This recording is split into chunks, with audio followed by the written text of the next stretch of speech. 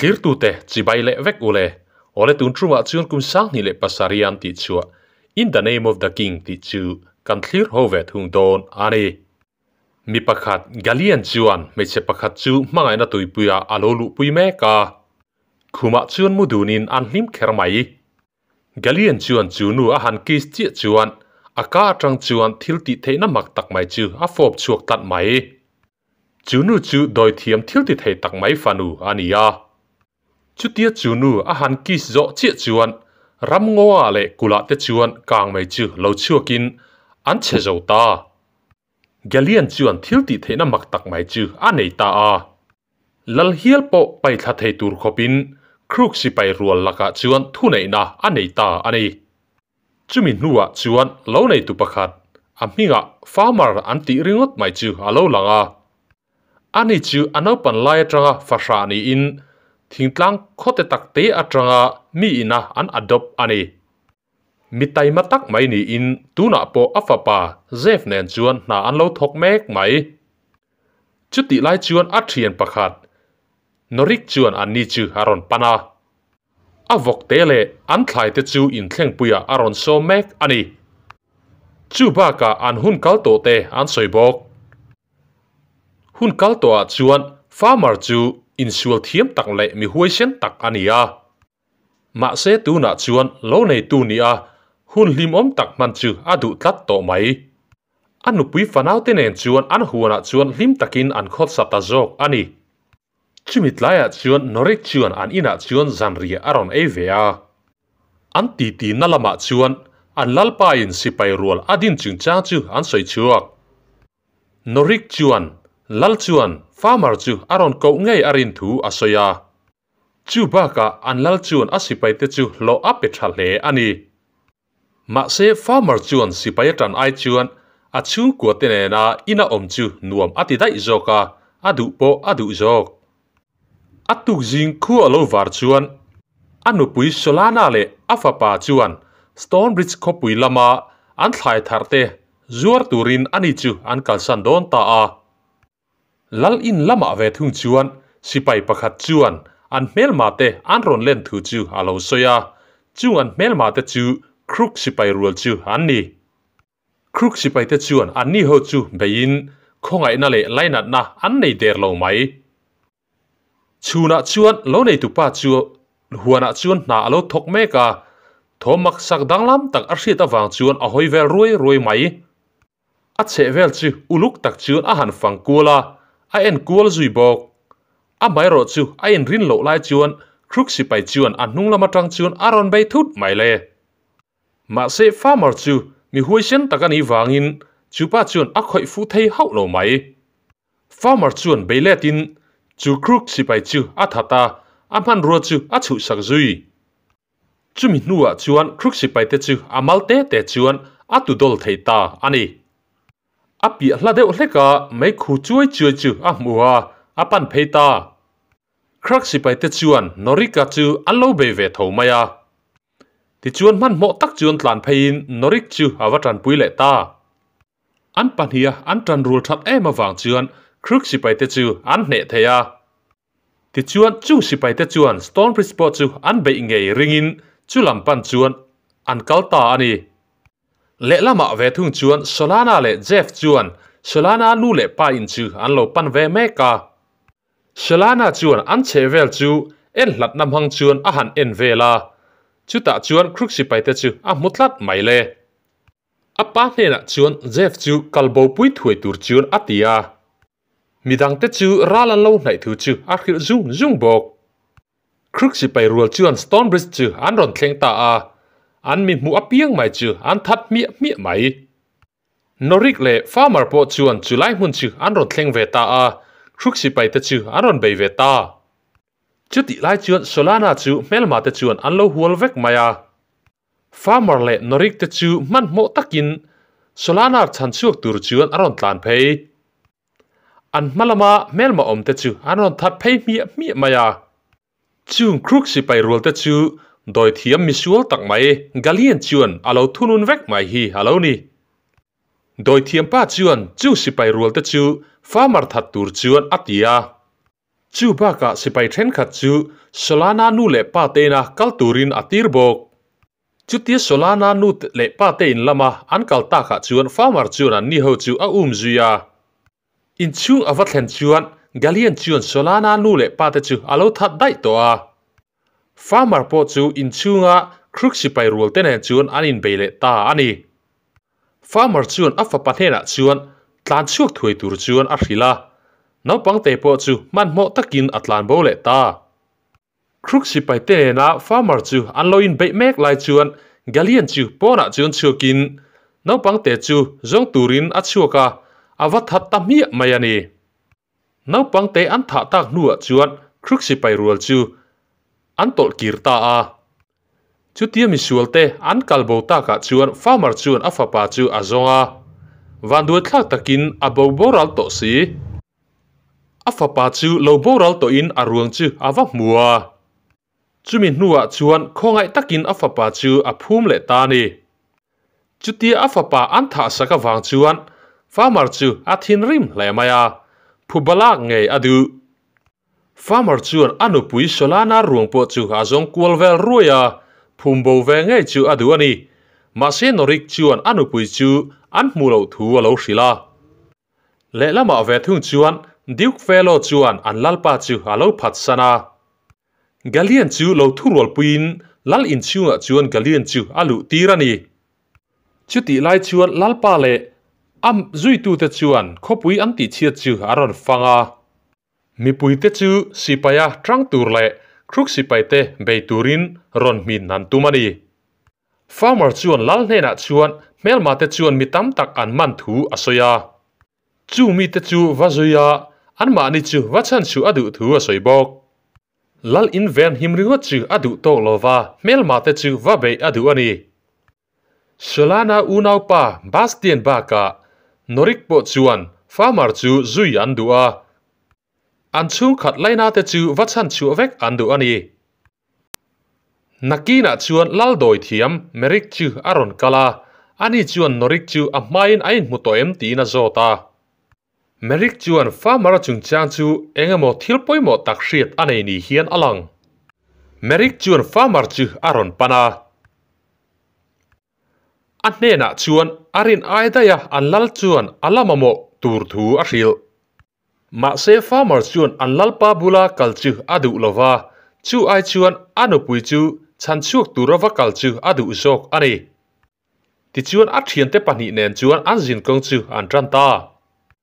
ma se an kaltum na lei chu alo chemia mai si an sakorte chu nu che in kea kalchu an tum ta zok ani farmer chuan rale lam chu hruizen mangin akai thei maya ma se a thian te pani ve thung chu le lam chu ron kai thei loin tuya chuan an tlaper ta chaks mai lalpa lal ina aron let le lai chuan diuk felo chuan lalu khum chu alo khum vela lal thu thlela te chuan alo thu vela ni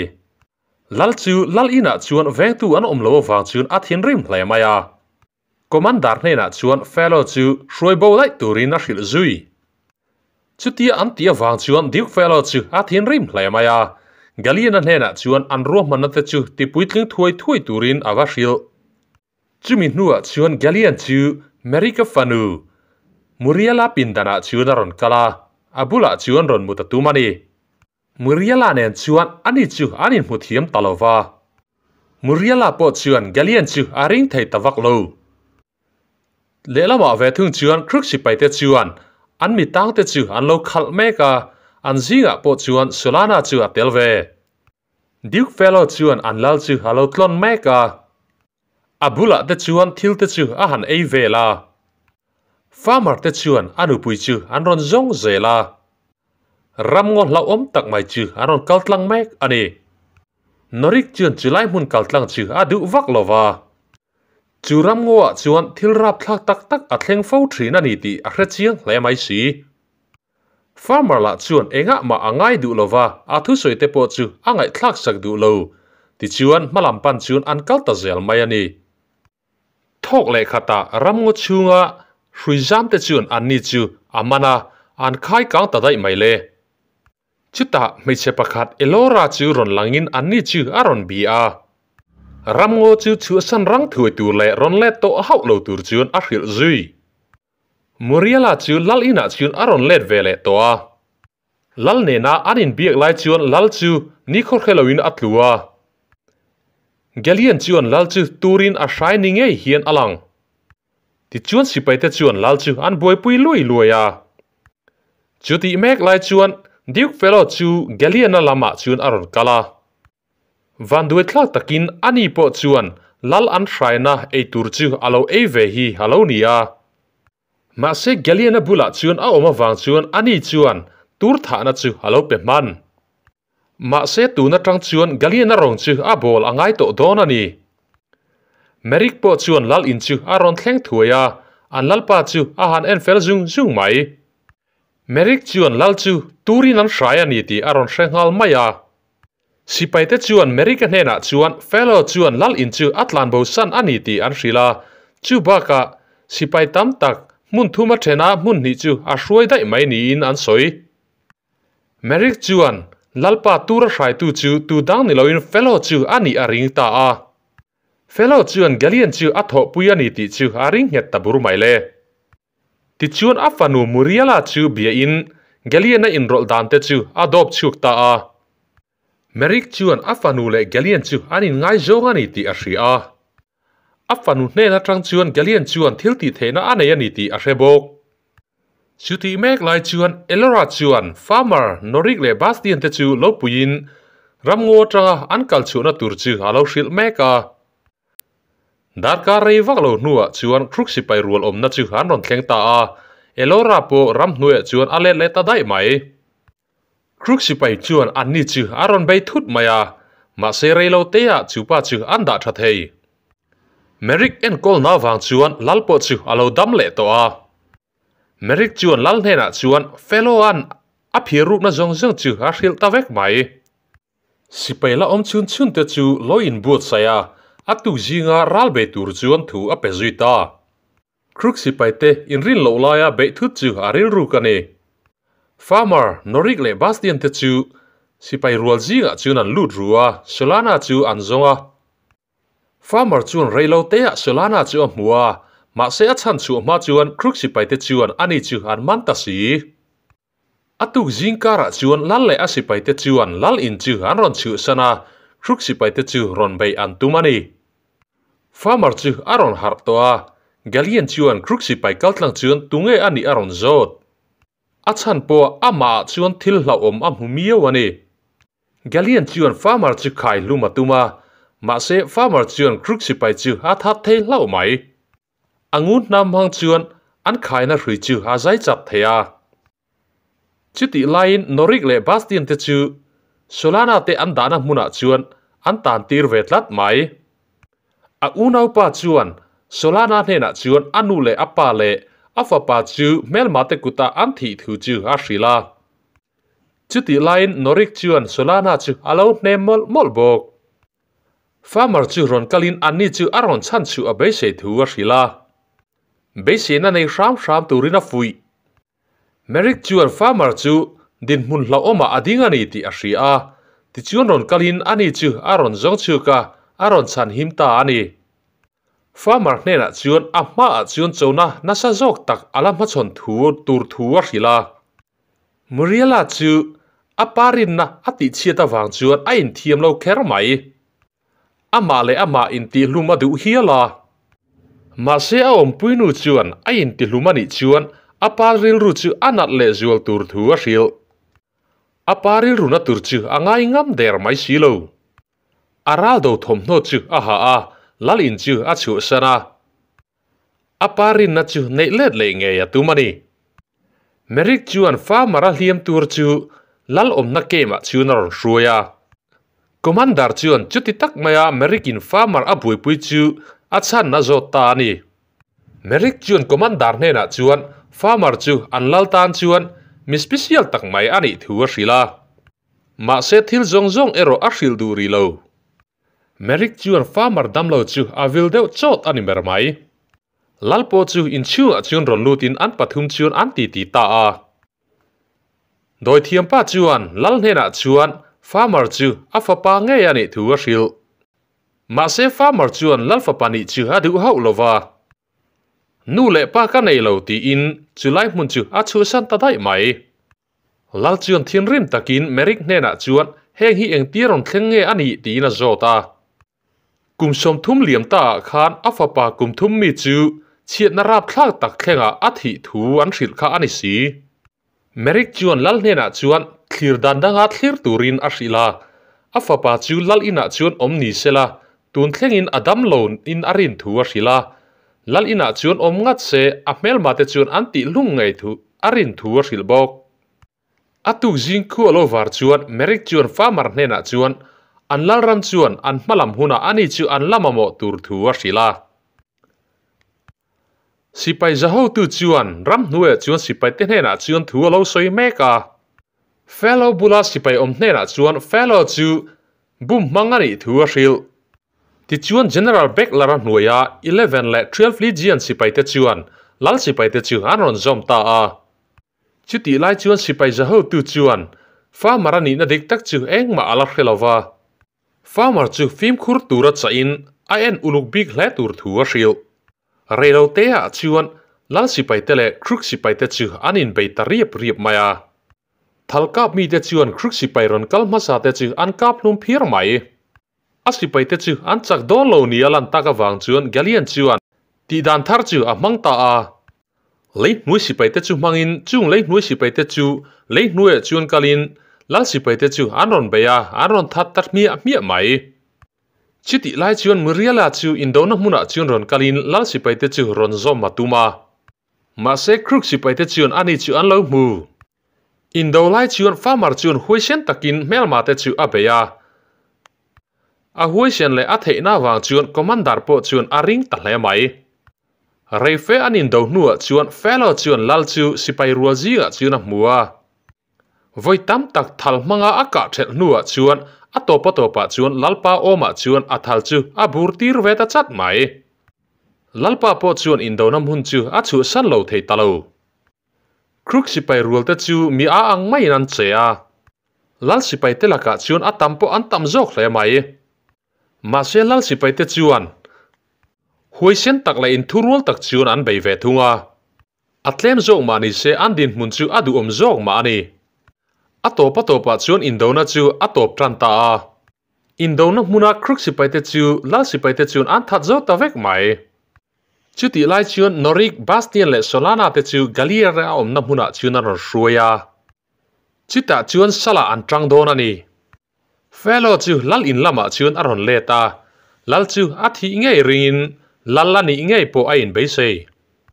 ramngo hla om tak mai chu ron kal tlangin chuta chuan muriala ne chuan an in hmua muriala chu alo chai nom na lai tak chuan hruizam te chuan an ni chu an ron be ta phut mai a thei to chuan tlan chi chu a han tum na a ma se hruizam te chuan ani chu an man thei tho mai ani elora chuan muriala bula chuan ron hruaya le lama ve thung chuan norik chu salani dulo wang chuan kruk sipai te chu a beya huisen takin chuta chuan a boral ta bastian le solana te chuan tlan chuan tuma ma se an man rang khera mai indo nalama chuan lal chu liam turin alet reng maya farmer po chuan ani chu haron tlo ve a lal po chuan farmer chu afapa dik tak ani ti a hre chiang to hle a afapa hun rei tak bo to a mulet le ta chu alom kher mai a boral ma chuan lal chuan afapa ani na chu anem ngeta alaram chu anena chuan aro chun zui miriala chuan fellow chu indona muna chuan aron shroi kir le a commander nena chuan aron pe mi mai indona muna chuan fellow chu commander nena insual tur chuan ti lui ania fellow chuan commander chu a hne lo kher mai commander ma chuan atlua commander chuan a that trap to ma se chu ti lai tak chuan tu emo chuan lal thi thu chu aron hril ta sia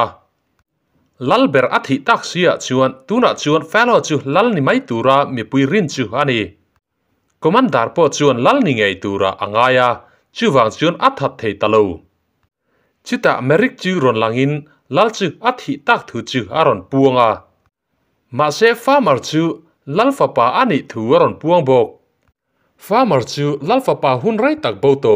kan den kon riat chu alo nia ti chuan mi zong zong chu farmer ma chuan an thing thrit avek mai lal thar chuan asipai ten hena chuan misual ho tu pa ber galian chu ala dam miawa chu wang chuan ani chu an ne nge yangai thu a hril zui galian po chuan farmer chu lal tharani ta ani ti chu haron ria athinarim khermai farmer chu tha tum te ma se athat lei thei silo abula chuan solana chu han ron hruaya ani chu farmer nupui ani ti chu a hrachiang hle si aknena chuan farmer nupui ini ti ka hri ania ti in a han hril tonga apuma chuan farmera fapani na chu apai zui le ngal gelian chuan farmer chu anupui chan turin aron kal nge yang ti a hria anupui chu man tangkaya lal chu ti hlung nge ya tumani sipai rual chu andin thar le a anzinga po chuan muriala chuan telve adila anlo phal sak ve mai bok chu ba ka ramngo sipai te chuan lal chu pui andu ve a kruk sipai te chu an bei ve don ani gelian chuan thlipui na tak mai chu asiam chopa van te chu chum dum ta satak chuan a hlia ta mup mai chuti lain lal sipai te chuan kruk sipai te na indona ma chon le tum chuan aloin pu cha meka gelianal omna mun chu kruk sipai te chuan an veng tlak mai bok si merik chuan geliana omna muna chuan luru na omani ti a hria ti chuan tla chuan ron kalta chumi nuwa chuan a magic mang chuan geliana omna chuan a vakala farmer le elora te po in chua chuan luru kan tum mek bok chuti lain merik chu liam na takatura chumi nuwa chuan farmer chuan luru na chu aron mu chuka ma se gelian chuan aron kalani ti chu alo hrachiang hlai mai si muriala po chu ai magic mang chuan geliana omna hmuna chuan aron kalvea apa ang thoa doi thiam ani ve bokani merik chuan athi ma chuan afanu hena chuan athil ti thena nun hung ber mai chu a pe a chumi nuwa chuan aboral zuita chuti lai chuan bastian le athian te chuan tlan chu alo tum ve mek bok indona hmuna chuan ramngo sipai te chuan lal sipai te chu an puya huaisian takin kruk sipai te chu an beita ani farmer po chuan anupui chu aron hua ma se gelian chuan ngun ham chu lain aron ti buai tlat mai ti chuan an panhi chuan ai beita ani ami hring na chuan farmer chuan hne zo ma se gelian chuan a magic chu a mang tlat sia athil ti theina mang chuan farmer chu chat heloin a siam tlat mai si ti chuan solana chuan rang takin ngun ham chu aron la a gelian chu aron vit tak thoi mai le chita farmer chuan ngun na mang chuan a ngonga chuan a han zai saka gelian po chuan a ngonga zai chu alo ngei vak lo a boral ta ti chuan kruk si pai te po chu an tolle ta duai mai ani farmer chuan a fapa phuba chu ala ta a chuta anu puilam chu panin ava fopa a mangai ziate a hril ta amma in trong kam khat mai in a mangai thu chu ala hril ngai hau lo ari ti chuan movie chu alo top ta a indu zong ani ngei ka bai se idu zong te ani chuan khonga in like le subscribe min lo tu he sak don nia indu zong te ani chuan khonga in like le subscribe khamin lo me sak don nia a top thlenga in lo thlir zo wangin kalom em lo dam ula lo hrisel ula film dang nen in hmu le kan tum don nia